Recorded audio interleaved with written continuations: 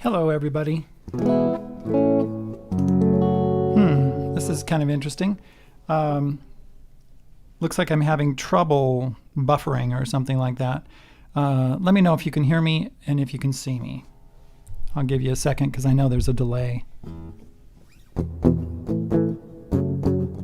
Not sure exactly why we're having this problem. Yes.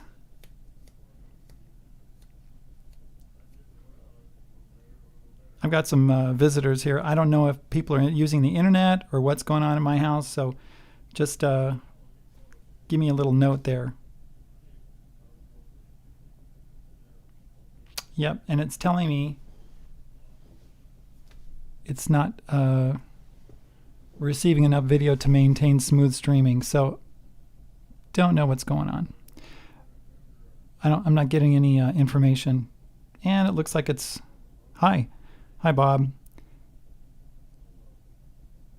Looks a little slow. Looks like it's freezing up or something. So just trying to figure this out. Well, let's just go and we'll pretend like it's working.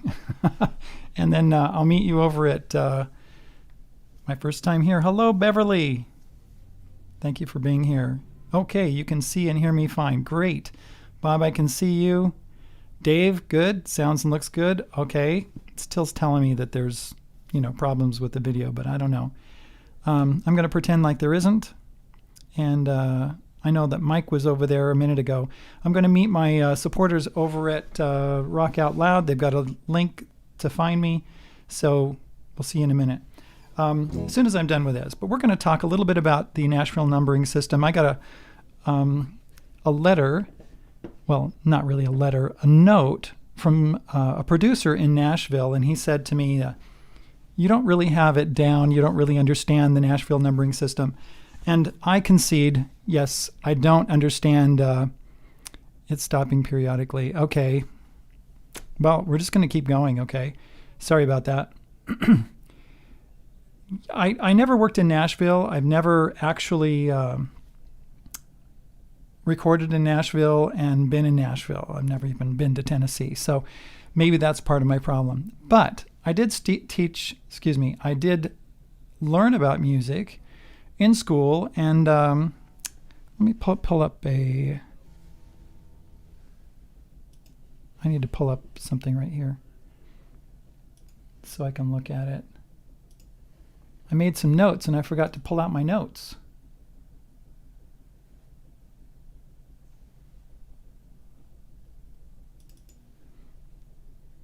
Oh, no, that's not it.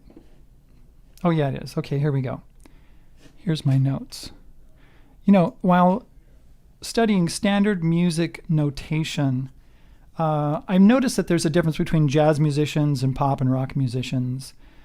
Classically trained musicians and theorists commonly study something called common practice period theory. And common practice period is when we are talking about the Baroque period and the classical period and the Renaissance and the theory that they used to study back then.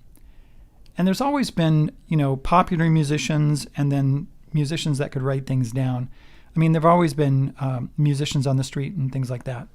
And so the problem with preserving music from hundreds of years ago is that if you didn't write it down, then it's not preserved and it's lost. So there are a lot of music that is lost. But today, We have recording techniques, we have the internet, we have all kinds of things that we can do to preserve this kind of music.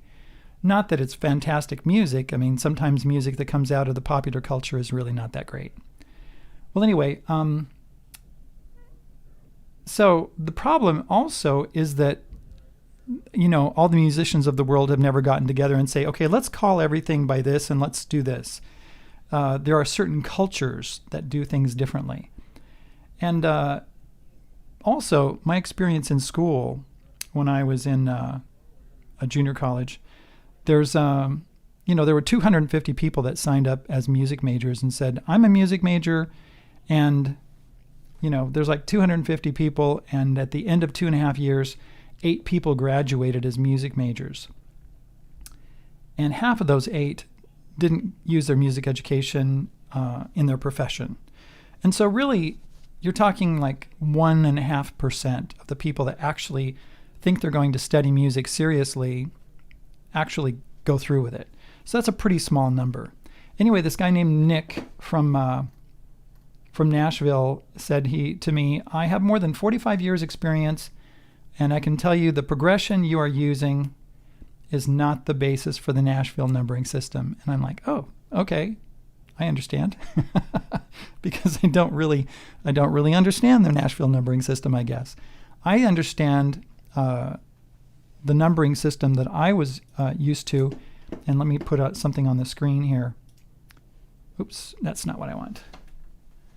Here's, and that's really huge. Let's take it down a bit. Let's see if I can grab that. There we go. These are major scales. You can find this in my book, the Quail Studios Music and Lead Sheets book, available when you become a supporter at Subscribestar or at Patreon, or if you don't like any of those options, you can just go to PayPal. There's a link in the description below to a PayPal, and you can just make a donation and I'll send you my book. And I don't ask for a certain size of donation. You know what I mean? It's not like $40 or $20 or $10. But you decide. It's over 250 pages, and it's got over 50 songs in it, plus theory in the back, and it's ever expanding. I need to come out very soon with an update, which I've been working on. Okay, so here are the scales, the major scales. You can see